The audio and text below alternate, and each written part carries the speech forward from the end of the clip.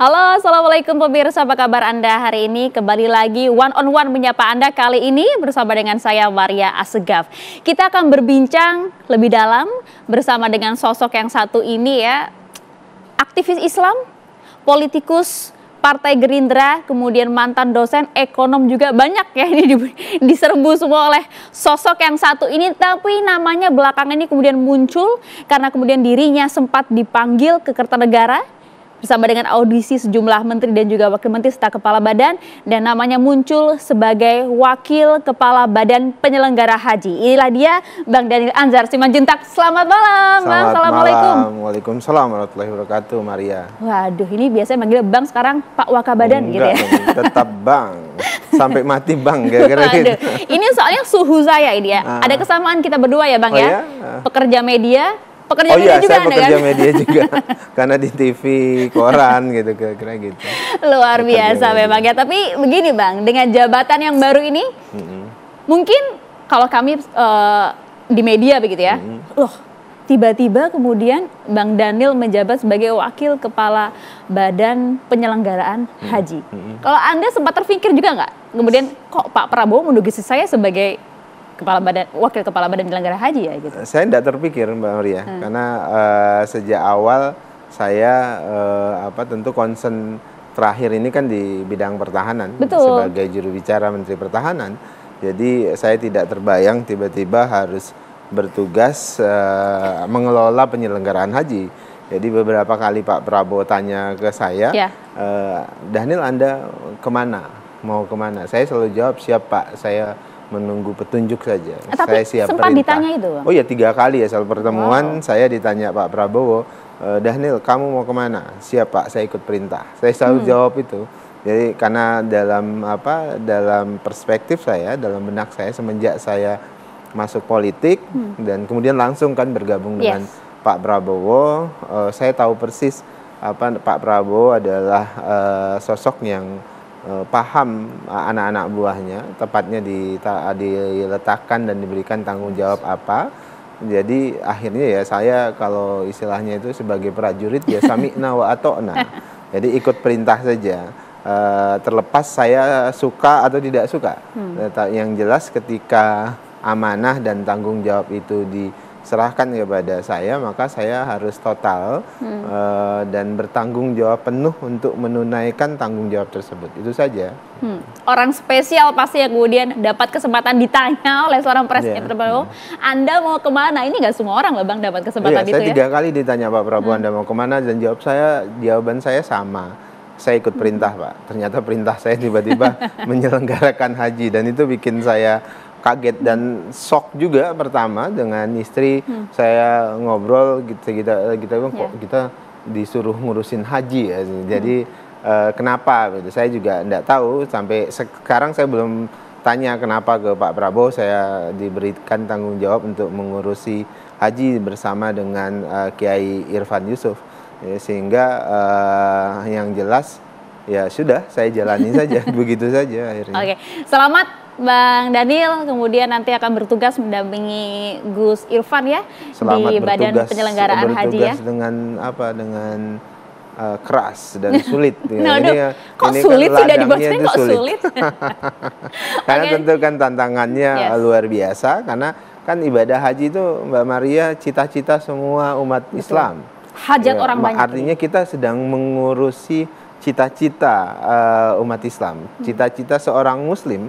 Salah satu cita-cita tertingginya itu kan naik haji. Betul. Maka kalau kemudian kita tidak mengelola dengan baik cita-cita tersebut, ekspektasi tersebut, maka kita pasti dapat hujatan, kemudian seperti orang pendosa karena tidak memfasilitasi dengan baik cita-cita seorang Muslim. Jadi bagi saya ini tugas yang sangat berat, beban berat, dan sejak awal saya bilang, saya dengan istri saya selalu bilang kenapa di sini ya gitu.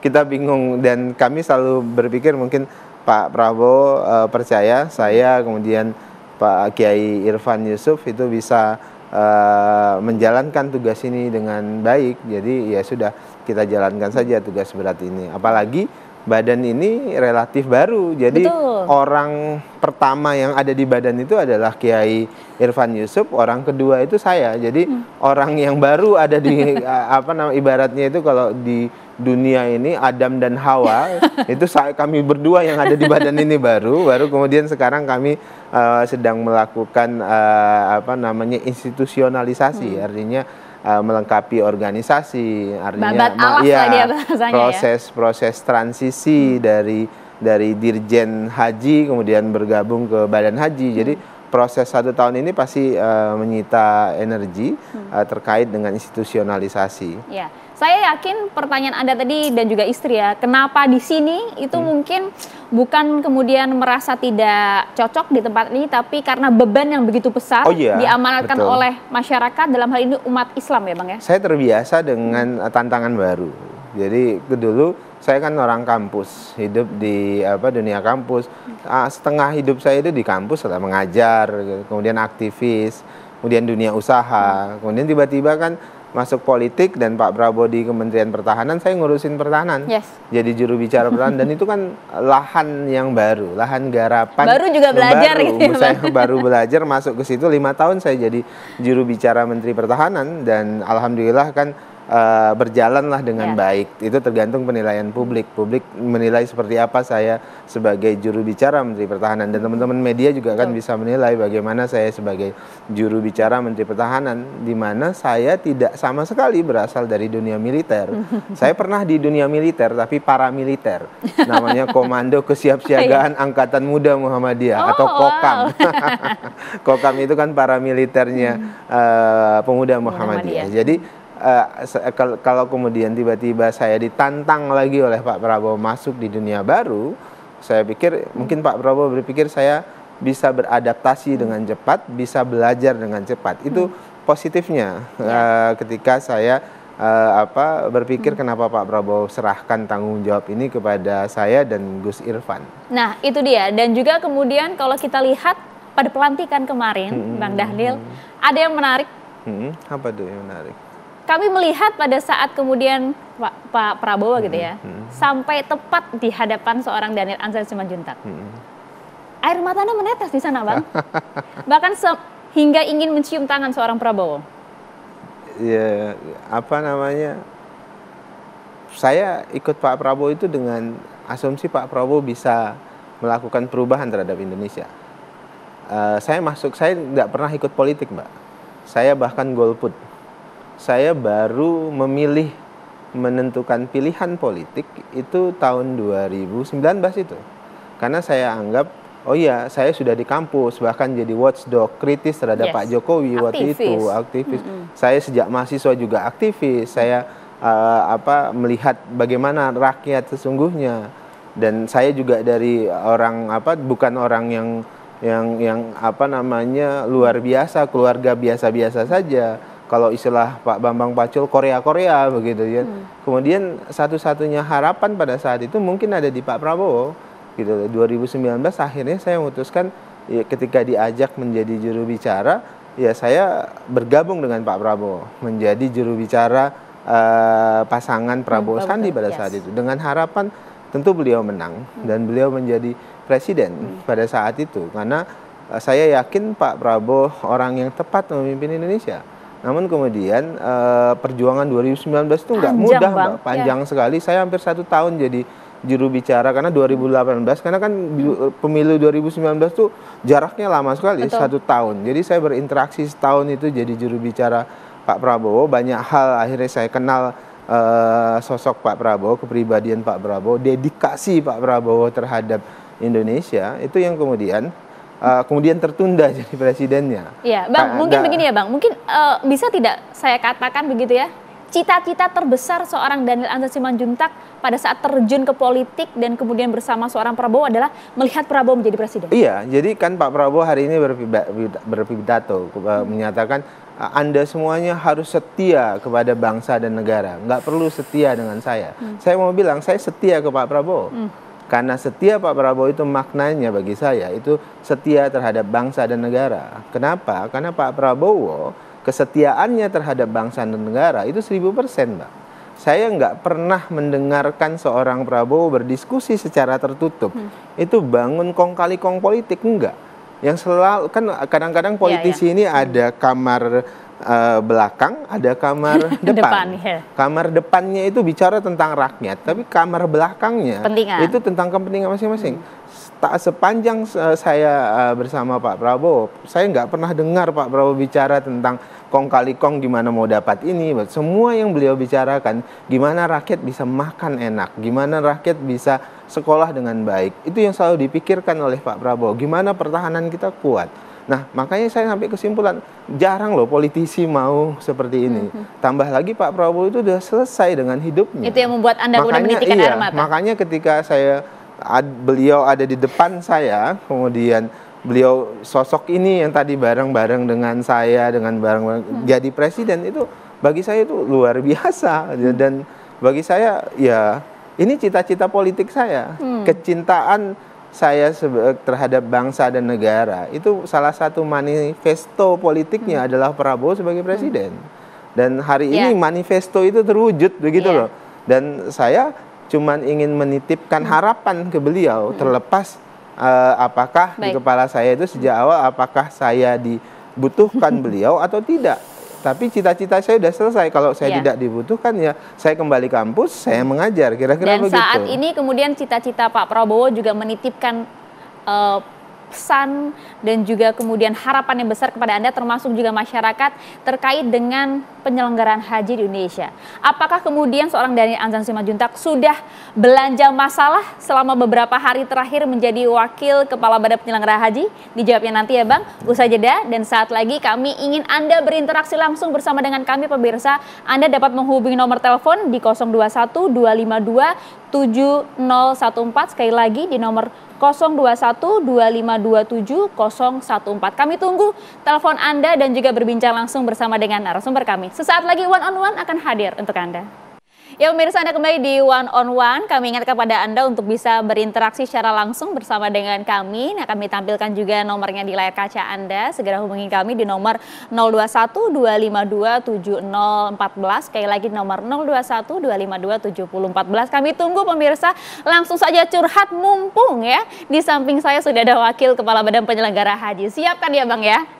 Siap, insya Allah. Kerja nyata nih Bang. Iya. Jadi nggak hadir di Magelang tapi di sini tetap kerja nyata. Pak Prabowo bisa memantau ya. Oke, jadi pertanyaan pertama kali publik kalau lihat, waduh, ini kemudian badan baru dibentuk. Kalau Abang bilang tadi, Abang dan juga Gus Rifan adalah Adam dan Hawanya di BPH ini ya. BPH disebutnya? Nanti kita lihat, saya belum tahu nanti apakah kesepakatannya namanya BPH atau BPIH gitu, saya belum tahu. Itu bakal masih belum tahu ya Bang, saking barunya gitu, baru 3 hari pemirsa ya.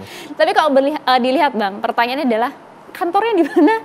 Sudah ngantorkah selama 3 hari ini? Jadi kami setelah pelantikan itu memang masih belum ada informasi akan berkantor di mana. Tapi alhamdulillahnya karena Badan Penyelenggara Haji ini kan sebenarnya kasarnya dalam tanda kutip mengakuisisi Direktorat Jenderal Haji dan Umrohnya Kementerian Agama. Maka secara otomatis kemungkinan kami difasilitasi oleh Kementerian Agama. Jadi ini seperti pecahan kecil dari Kementerian Agama. Nah, oleh sebab itulah kemudian koordinasi pertama kami itu ya dengan Menteri Agama. Alhamdulillah Menteri Agama menyambut dengan baik, memfasilitasi. Akhirnya kami sementara ini berkantor di Jalan Tamrin. Oh, di Tamrin. Jalan Tamrin. Di kantor Kemenak yang di Tamrin ya? Iya, Kemenak di Tamrin. Jadi ke depan tentu akan dilebur secara seluruhannya Direktorat Haji dan Umroh itu bersama dengan BPH ini. Jadi ibaratnya itu nanti setahun ini tentu kan masa transisi penyelenggaraan haji kan secara operasional masih dilakukan oleh Direktorat Jenderal Haji Kementerian Agama. Ya, kalau kita lihat berarti nanti SDM-nya berasal dari Direktorat Haji dan Umroh itu ya, di Kemenak ya? Mungkin sebagian besar dari situ. Kemudian ya tentu nanti kepala badan saya tentu akan banyak berdiskusi untuk terkait dengan sumber daya manusianya ya. Karena kan Pak Prabowo kan itu oke gas langsung di Desember udah harus kita kerja. butuh orang-orang yang profesional ya dan sudah lama menangani haji ini. Tapi tidak cukup itu. Saya selalu diwanti-wanti oleh Pak Prabowo untuk memastikan orang-orang yang di BPH nanti orang-orang yang punya integritas, punya semangat melayani. Karena ini kan melayani umat. Jadi bagi saya yang harus terus saya sampaikan ke SDM BPH nanti adalah mereka yang punya integritas, siap tidak korupsi, tadi istilah Pak Prabowo yang selalu sampaikan. Kemudian kedua ya itu memang siap jadi pelayan. Jadi jangan sampai nanti petugas haji dan sebagainya justru kemudian yang dilayani oleh para jamaah haji. Jadi mereka yang berangkat jadi petugas haji atau kami yang berada di BPH nanti itu harus berfungsi sebagai pelayan-pelayan jamaah haji. Tekankan di situ garis besarnya adalah pelayan umat kita ini gitu ya Bang ya. Tapi pertanyaan publik Bang, ini badan penyelenggara haji, akankah kemudian juga akan menangani umroh juga? Kita lihat nanti ya, saya terus terang belum mampu menjawab hal-hal teknis seperti itu. Yang jelas kan nomenklaturnya haji. Jadi nomenklatur haji ya bisa saja nanti juga mengurusi umroh, karena kan umroh juga banyak terkait dengan pihak swasta penanganannya. Jadi mungkin regulasinya dan sebagainya yang nanti ditangani oleh BPH atau kementerian atau juga diatur nanti undang-undang yang baru. Kan salah satu PR kami juga adalah merevisi undang-undang haji. Betul. Ya, yang supaya bisa mengakomodir keberadaan badan penyelenggara haji ini. Karena agak repot juga kalau kemudian birokrasinya harus terpisah. Betul. BPH dan juga Kemenak begitu kan. Itu kan yang kemudian tadinya mengapa dibikin untuk fokus sendiri ada BPH kan karena agar birokrasinya juga nyaman ya Bang ya. Betul. Untuk fokus. Oke, sudah ada pertanyaan yang masuk. Bersiaplah Pak Wakabadan. Langsung aja coba kita dengarkan, sudah ada telepon yang masuk. Halo. Assalamualaikum. Halo. Assalamualaikum. Waalaikumsalam warahmatullahi wabarakatuh. Iya, dengan Bapak siapa Pak? Di mana? Dengan Mahfud, saya di Bekasi. Oke, silakan Pak Mahfud, monggo langsung poin pertanyaannya, monggo curhat saja. Pertanyaan ini pertama saya ingin ucapin selamat dulu ke Bang Daniel nih. Terima kasih Pak. Mendapatkan amanah yang begitu besar ya, Bang Daniel. Selamat ya. Terima kasih Pak. Pemuda amanah. Ya, pertanyaannya begini Bang Daniel, ini kan antriannya begitu panjang sampai 17-30 tahun ya Bang ya. Nah ketika itu mungkin nanti ada upaya pemerintah atau badan penyelenggara haji ini untuk menambah kuota, tetapi nanti ketika itu mau berangkat tuh tiba-tiba isu-isu yang sebelumnya itu pemerintah tuh nggak ada APBN, padahal tabungan jamaah itu kalau dikumpulkan dari tahun ke tahun itu sampai 30 tahun tuh bisa kita hitung sendiri berapa triliun gitu. Seperti itu. Nah ini harapan kami dari jumlah tabungan jamaahnya begitu banyak itu pelayanannya dan tidak ada isu-isu lagi kalau ketika ada upaya pemerintah dan penyelenggara haji untuk menambah kuota itu Bang Daniel. Semoga ini ada solusi bagi kami umat Islam yang jamaahnya begitu banyak ya, semoga ada antrian yang lebih cepat gitu Bang Daniel. Itu saja Bang Daniel, terima kasih banyak ya. Baik, terima kasih banyak Pak Mahfud mewakili curhatan hati seluruh umat Islam di Indonesia. Monggo Bang. Jadi Maria, ini memang permasalahan pertama dan utama kalau bicara haji. Antrian yang panjang sekali, rata-rata 25 tahun, bahkan ada yang 40 tahun. Dan itu yang pertama yang disampaikan ke kami ketika udah belanja masalah ini ya Bang? Betul. Jadi setidaknya memang jalan satu-satunya untuk memperpendek antrian ini menambah kuota tentu. Nah, menambah kuota ini kan bukan kita yang bisa menambah kuota. Yang menambah kuota ini tentu adalah pemerintah Arab Saudi. Tapi kan Anda bisa kemudian dari segi kuncinya birokrasi. itu adalah diplomasi. Nah, ini yang sempat ketika kami dipanggil, Gus Irfan dan saya dipanggil Pak Prabowo terkait dengan diplomasi. Pak Prabowo bahkan ingin turun langsung berkomunikasi dengan Raja karena ingin memastikan bahwasannya pelaksanaan haji ini bisa berjalan dengan baik dan antrian yang panjang itu bisa diperpendek. Nah, tentu ini bukan pekerjaan mudah. Kami sadar betul karena diplomasi dengan pihak Arab Saudi kan sudah juga dilakukan secara maksimal oleh pemerintahan Pak Jokowi sebelumnya. Nah, tapi yang jelas Pak Prabowo dan kami di BPH punya PR ini, ingin memaksimal ini. Nah, kemudian yang kedua, selain diplomasi itu sebenarnya diplomasi ke negara-negara lain juga. Negara-negara yang kuota hajinya itu tidak maksimal mereka gunakan. Kan Pak Prabowo, kelebihan Pak Prabowo adalah dekat dan mampu berdiplomasi dengan banyak negara. Nah, maka salah satu jalan yang akan dilakukan selain diplomasi ke Arab Saudi, tapi negara-negara sekitar yang kuota mereka banyak tapi tidak dimaksimalkan. Jadi kita bisa minta jatah kuota mereka supaya buat kita saja. Nah, itu yang kemungkinan bisa dilakukan ke depan. Walaupun kami sadar itu pekerjaan berat dan tapi harus dimulai. Oke, itu memang sudah direncanakan ya. Jadi nanti kuncinya di diplomasi, kita berharap taruh harapan besar juga kepada Gus Irfan dan juga Anda, Bang Dhanil. Sudah ada lagi telepon yang masuk. Siap belanja masalah hari ini ya, Bang? Pasti. Bawa kantong yang besar nih. Langsung aja kita sapa nih, sudah masuk teleponnya. Halo, Assalamualaikum. Dengan siapa? Halo, Waalaikumsalam warahmatullahi. Halo, Assalamualaikum Ibu. Waalaikumsalam warahmatullahi. Dengan siapa Ibu? Di mana? Saya Ibu Ai. Ibu Ai di mana, Bu? Di Bogor. Ibu Ai di Bogor. Monggo silakan poin pertanyaannya, Bu. Pertanyaannya terkait dengan biaya. Silakan. Pertanyaannya terkait dengan biaya haji. Pertama, selamat kepada Bung Dhanil ya dengan amanah barunya. Kemudian yang kedua tentang biaya haji. Itu kan selalu jadi isu gitu ya, peningkatan dan seterusnya gitu ya. Jadi seperti apa nanti penanganannya dan bagaimana sih menentukan biaya haji itu gitu ya. Itu sebentar aja. Terima kasih. Assalamualaikum warahmatullahi wabarakatuh. Waalaikumsalam warahmatullahi wabarakatuh. Monggo langsung dijawab. Pertanyaannya teknis sekali. Yang jelas penentuannya tentu nanti bersamaan dengan DPR. Jadi tentu DPR punya harapan, kami juga punya harapan supaya bisa meringankan umat Islam itu secara otomatis pasti ingin dilakukan. Pun nanti dengan badan pengelola keuangan haji gitu ya, itu juga akan dibicarakan. Jadi yang jelas DPR dan nanti karena ini masa transisi, Kementerian Agama dan Direktorat Jenderal Haji dan kami tentu akan ingin memastikan bagaimana caranya supaya biaya itu bisa terjangkau ya, terjangkau oleh rakyat kita, terjangkau oleh umat Islam yang akan naik haji. Tapi yang jelas pasti kami di BPH kemudian di DPR tentu berharap yang terbaik ya, dan ada cita-cita seorang Pak Prabowo juga ingin membuat Indonesia Village, betul? Oh iya, betul. Itu yang disampaikan oleh Pak Prabowo terkait dengan perkampungan Indonesia di Arab Saudi untuk mempermudah dan punya dampak ekonomi.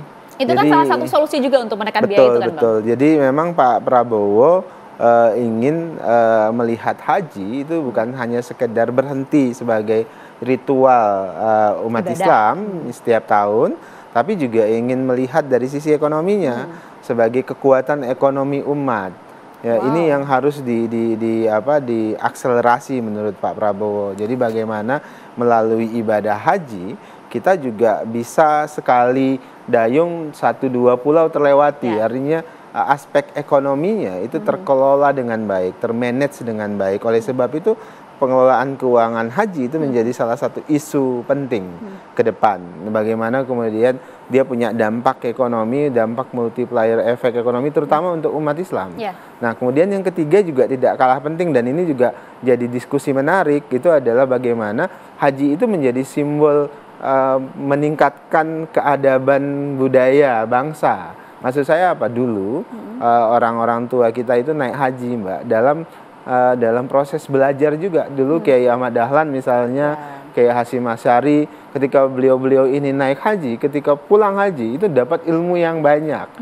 Belajar, ada proses pembelajaran. Nah, kita juga harus menjadikan sarana ibadah haji ini sebagai momentum untuk meninggikan keadaban budaya Indonesia, meninggikan nilai-nilai keindonesiaan, bagaimana nilai Islam itu mempengaruhi nilai-nilai kebudayaan dan nilai-nilai keadaban masyarakat Indonesia. Ini mungkin, Bang? Apanya itu? Dimungkinkan? Sangat memungkinkan. Sangat mungkinkan. Oke, dijawabnya nanti tapi ya, Bang ya. Usai jeda saat lagi pemirsa kami ingatkan kepada Anda untuk bisa berinteraksi langsung bersama dengan kami. Kami tampilkan nomor telepon di layar kaca. One on One akan kembali untuk Anda sesaat lagi. Jangan kemana-mana. One on One kembali hadir ke hadapan Anda, pemirsa. Kami ingatkan pada Anda untuk bisa berinteraksi langsung bersama dengan kami. Kami tampilkan nomor teleponnya di layar kaca Anda. Jangan ragu-ragu kemudian untuk menambah dan juga daftar apa ya, curhatan-curhatan para umat ini kepada Bang Daniel nanti akan siap dicatat dan juga dicarikan solusinya untuk Anda pemirsa. Tapi sebelumnya Bang Daniel, sebelum kita berbincang lebih lanjut lagi, karena kalau kita lihat ini memang banyak sekali kemudian fokus masyarakat terkait dengan ibadah haji ini, karena ini kan hajat hidup orang banyak, betul Bang? Ini sudah banyak juga kemudian masyarakat yang udah menyoroti mengenai hal ini. Kita dengarkan terlebih dahulu ya Bang Viti berikut ini. Ya, itu jangan dipersulit. Satu, jangan dipersulit. Yang kedua ya jangan adanya calo-calo yang bikin oknum-oknum jadi malas untuk, kan ada banyak kebohongan-kebohongan tuh. Kita udah ibaratnya udah menabung untuk segera, iya jadi persulit macam-macam lah, macam lain nggak taunya uangnya nggak ada, dibawa kabur sama orang tersebut. Nah kalau bisa ya lebih waspadain lagi gitu. Kayaknya itu terlalu lama ya, kan kita nggak tahu umur gimana gitu kan. Kalau bisa mah lebih maju lagi. Kemarin udah 10 tahun kayak terlalu lama, malah sekarang jadi 20 tahun. Ya kan kelamaan atuh Neng, kelamaan ya kan. Coba sekarang kalau misalnya umur 60 tahun daftar, ya kan baru mati, baru meninggal ya kan. Kadang-kadang kan yang umurnya masih muda berangkat, yang udah tua nggak berangkat. Ya kan percuma, menurut saya mah percuma daftar haji kalau sudah 60 tahun. Masyarakat mah to the point Bang, gitu lah. Daftar tunggu yang lama gitu kan, katanya udah terlewat lah kalau misalnya udah 60 tahun. Masalah calo juga, ini apakah sudah kemudian udah masuk dalam kantong belanja masalah seorang Daniel? Oh iya sudah, saya dan Gus Irfan sudah belanja masalah-masalah ini. Terutama tadi yang nomor 2 ya, masalah calo dan segala macam. Kan sedih sekali ya kalau kemudian ada ibu-ibu orang dari desa kemudian sudah nabung sekian tahun, kemudian tiba-tiba gitu harus nyetor di awal, kemudian dibawa kabur. Itu kan banyak kejadian-kejadian. Dan sebagian besar mereka umat Islam yang ingin berhaji di Indonesia itu kan berasal dari kampung. Bahkan mereka nggak pernah jalan-jalan kemanapun. Satu-satunya perjalanan jauh mereka itu adalah naik haji. Kali pertama mereka naik pesawat juga pas naik haji gitu. Itu banyak yang begitu. Akhirnya juga kalau kemudian di sana yang banyak tersesat, butuh panduan yang relawan yang banyak, itu fakta gitu. Artinya mengelola, makanya saya di kepala saya, bahkan saya selalu diskusi dengan istri saya, ini kita ngurusin benar-benar rakyat Indonesia yang jangan dimaknai mereka punya uang, tapi karena memang semangatnya itu pengen memenuhi tanggung jawab rukun Islam yang nomor 5 itu sebagai simbol kesempurnaan sebagai muslim. Maka kalau kemudian berkhianat, menipu terhadap cita-cita mereka, itu saya nggak tahu kalau harus seperti apa ya. Jadi yang jelas saya selalu tekankan, saya bersama Gus Irwan, Gus kita mau serius, kita beresin ini, transparansi dan akuntabilitas itu kuncinya, itu dia, Bang. Kemudian penegakan hukum kuncinya, jadi jangan pernah main-main dengan cita-cita besar, kesempurnaan ibadah seorang muslim. Jadi yang jelas sejak awal, nawaitu Gus Irfan, kami sama-sama ingin memastikan bisa melayani umat Islam dengan baik di Indonesia, walaupun kami paham betul nggak gampang. Betul. Dan kenapa ekspektasinya terlalu tinggi, sedangkan kami tahu faktanya seperti apa. Jadi oleh sebab itulah ini sebenarnya adalah komitmen Pak Prabowo agar jamaah haji Indonesia bisa terlayani dengan baik. Tapi tentu di balik itu semuanya kami bekerja di tengah ekspektasi yang sangat tinggi. Ya, karena kemarin saja kita lihat bagaimana penyelenggaraan haji hingga kemudian DPR harus membentuk pansus, Bang. Ya. Saya nggak mau komentar terkait itu karena kan sudah berlalu dan tidak elok kalau kemudian saya mengomentari. Tapi tentu menjadi catatan kan? Oh iya, itu jadi pembelajaran bagi kami dan itu menjadi catatan agar kemudian sesuatu yang dianggap kasus moral hazard itu tidak kemudian terjadi lagi di tahun-tahun ke depan. Kalaupun terjadi harus ada hukuman yang keras dan tegas. Kita harapkan BPH juga fokus terhadap ini ya Bang ya. Sanksi-sanksi dan juga kebijakan akan dibentuk. Baru 3 hari bekerja sudah banyak catatan dan juga kantong masalah yang sudah dibawa ya. Kita tambah lagi Bang. Bersiaplah Anda. Siap. Sudah ada telepon yang masuk. Halo, Assalamualaikum.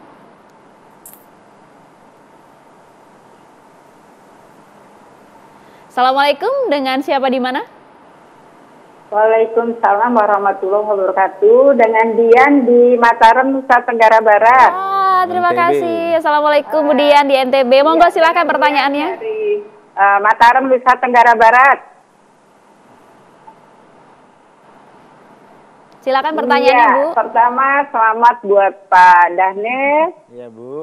Saya singkat saja. Pengalaman saya, alhamdulillah, tahun kemarin saya berangkat, alhamdulillah. Pembentukan kelompok dan regu ini yang mungkin perlu diperjelas sehingga lebih efektif dan efisien pada saat pelaksanaannya. Mungkin demikian. Terima kasih. Wassalamualaikum warahmatullahi wabarakatuh. Memang kemarin masalahnya kenapa, Ibu? Oh, sudah mati. Tapi paling tidak ini sudah masuk dalam radar Anda nggak, Bang? Ini kan teknis sekali ya, di lapangan segala macam. Tapi memang yang hal-hal seperti itu yang diperhatikan oleh jamaah haji. Makanya saya selalu bilang nanti proses rekrutmen para petugas haji itu harus benar-benar mereka yang berkomitmen. Jangan sampai yang rekrutmen itu orang yang pengen nebeng naik haji gitu. Nah, kan ada juga yang begitu. Jadi jangan sampai kemudian dia yang minta dilayani gitu. Jadi harus dipastikan mereka yang direkrut itu adalah mereka yang punya komitmen untuk melayani jamaah haji kita, dan itu penting. Bahkan sudah diatur kelompoknya di sini, tiba-tiba pada saat di Tanah Suci kelompoknya beda, Bang. Itu kan gini, ini kan terkait dengan tadi saya sebutkan istilah komitmen, bahwasannya kita harus jadi pelayan mereka yang naik haji. Jangan-jangan secara fikih kita yang melayani segala macam itu berpahalanya luar biasa gitu kan. Makanya doktrin atau sebutlah nilai-nilai yang seperti ini harus diperkuat nanti ke teman-teman yang akan jadi petugas haji. Sehingga sampai kejadian-kejadian seperti yang disampaikan Ibu dari Mataram tadi itu terulang terus-menerus. Iya, karena kan tugas Anda di sini memang cukup berat ya, Bang, bersama dengan Gus Irfan. Tidak hanya kemudian memastikan bahwa proses keberangkatan dari ratusan ribu masyarakat ini setiap tahunnya berjalan dengan lancar, aman, tapi juga nyaman di sana. Betul. Jadi yang kita urusin itu kan hampir 200.000 lebih. 221.000 misalnya kuota tahun ini. Jadi itu tidak mudah.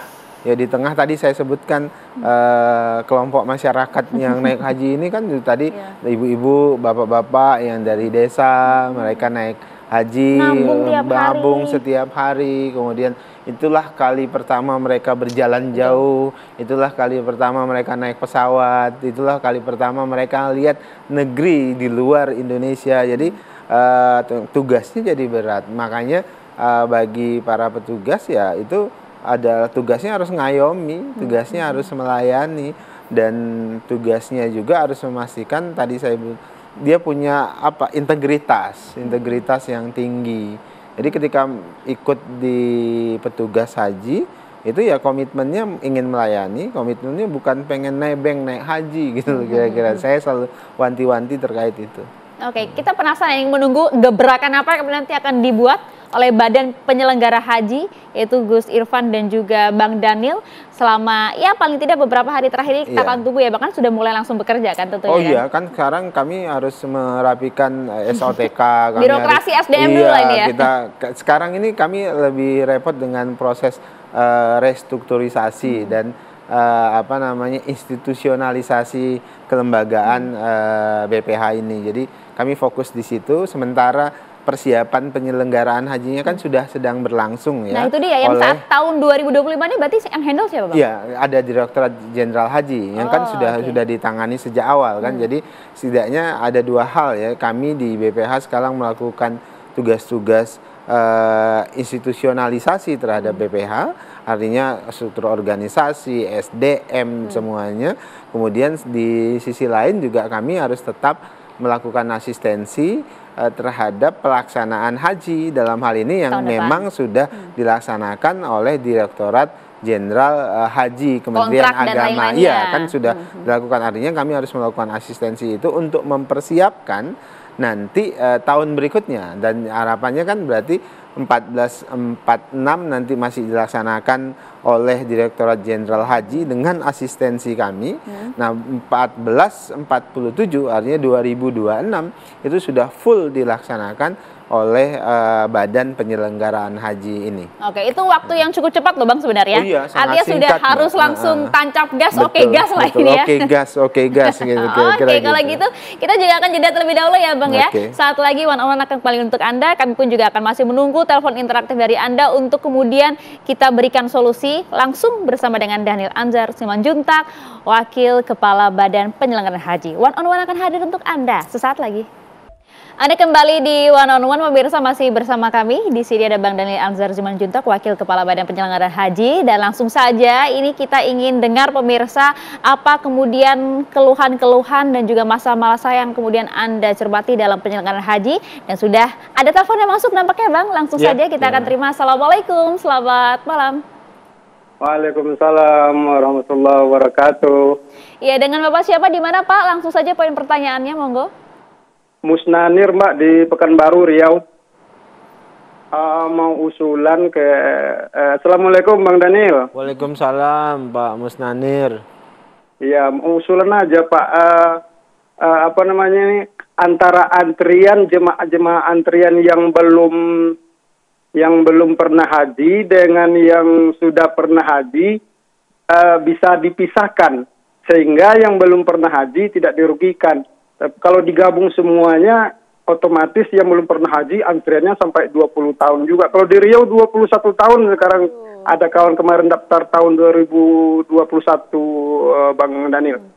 Itu aja usulan saya, mohon dipisahkan antara yang belum pernah haji dengan yang sudah pernah haji, dipisahkan antriannya. Demikian, Assalamualaikum warahmatullahi wabarakatuh. Waalaikumsalam warahmatullahi wabarakatuh. Menarik ini Bang. Iya, saya belum tahu apakah kebijakan ini sudah diadopsi oleh Kementerian Agama pada saat ini. Tapi yang jelas ini usulan yang baik ya, yang bisa kita pertimbangkan, termasuk kan terkait dengan usia dan segala. Iya, betul. Jadi kita harus menetapkan skala prioritas nanti terkait dengan siapa yang bisa antrian pertama dan kedua prioritas dan lah ya. Iya, prioritas misalnya umur, usia ya. Kemudian tadi yang sudah ini baru pertama kali atau kemudian sudah kedua kali dan sebagainya. Tentu kita harus lihat ulang. Tapi saya belum tahu persis apakah ini sudah diadopsi oleh Direktorat Jenderal Haji yang saat ini atau belum. Tapi kalau sudah diadopsi ya tentu kita teruskan. Kalau kemudian belum, ya nanti kita pikirkan dan kita formulakan. Oke Bang, kami tahu betul bahwa ini baru hari ketiga diemban oleh Gus Irfan dan juga Anda sebagai Adam dan Hawanya Badan Penyelenggara Haji ya. Tapi tentu ini pertanyaan harus Anda jawab Bang gitu. Apa kemudian fokus utama Anda, gebrakan yang kemudian akan Anda dan juga Gus Irfan bawa dan juga laksanakan di Badan Penyelenggara Haji ini dalam waktu dekat? Iya, pertama tentu dalam jangka pendek kami harus melakukan institusionalisasi terhadap Badan Penyelenggara Haji ini. Artinya perangkat SDM di Badan Penyelenggaraan Haji ini harus segera dilengkapi. Dan kami ingin pastikan semua yang ada di struktur di Badan Penyelenggara Haji ini adalah orang-orang yang punya komitmen melayani, orang-orang yang punya integritas. Artinya pesan Pak Prabowo untuk menampilkan pemerintahan yang bersih itu harus tercermin di pelayanan terhadap umat ini. Jangan main-main dengan dengan keinginan dan cita-cita besar umat Islam terkait dengan haji. Itu pertama. Kemudian kedua tentu yang ingin kita pastikan adalah tadi memenuhi harapan publik.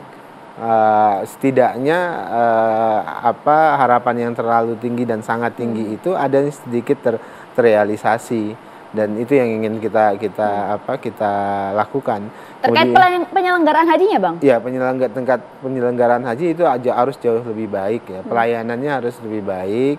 Artinya tadi kalau kemudian kita bisa menambah kuota melalui langkah-langkah diplomatik, itu yang pasti akan kita maksimalkan. Jadi Pak Prabowo bahkan berkomitmen langsung, beliau ingin melakukan langkah-langkah diplomatik untuk menambah jumlah kuota haji ke depan, dan itu akan sangat membantu untuk menurunkan lamanya antrian. Pun demikian dengan diplomasi dengan negara-negara sekitar, itu yang harus maksimal. Nah, kemudian tentu ya tadi yang paling percaloan dan sebagainya, Artinya ada penegakan hukum, kerjasama kami dengan aparatur hukum harus diperkuat dan sebagainya. Nah, kemudian tentu ya kualitas pelayanan. Yang bagian akhir ini kualitas pelayanan seperti saya sebutkan tadi, petugas haji itu adalah mereka-mereka yang memang punya integritas dan komitmen ingin melayani dan menjadi pelayan bagi tamu-tamu Allah ini. Oke, mendengar ini nampaknya angin segar Bang bagi penyelenggaraan haji Indonesia. Harapan kita besar kepada Gus Irfan dan juga Anda dengan cita-cita seorang Prabowo juga terkait dengan lancarnya kemudian fasilitas kenyamanan akan diberikan selama penyelenggaraan haji Indonesia ke depannya. Kami tunggu gebrakan-gebrakan dari Gus Irfan dan juga Anda Bang Daniel. Semoga kemudian Anda amanah mengemban beban yang cukup besar. Tentunya berbagai gebrakan ini akan kami tunggu demi kelancaran juga umat Islam Indonesia. Terima kasih banyak Bang Daniel atas waktunya bersama kami di One on One. Selamat bertugas, salam untuk Gus Irfan. Nanti setelah pulang. Nah ini dia, saya lari dari Magelang ini ya. Terima kasih atas kebersamaan Anda di One on One Bang Daniel. Assalamualaikum. Terima kasih juga atas kebersamaan Anda pemirsa di One on One bersama kami. Kami jumpa lagi dengan Anda di One on One episode berikutnya. Wassalamualaikum warahmatullahi wabarakatuh. Sampai jumpa.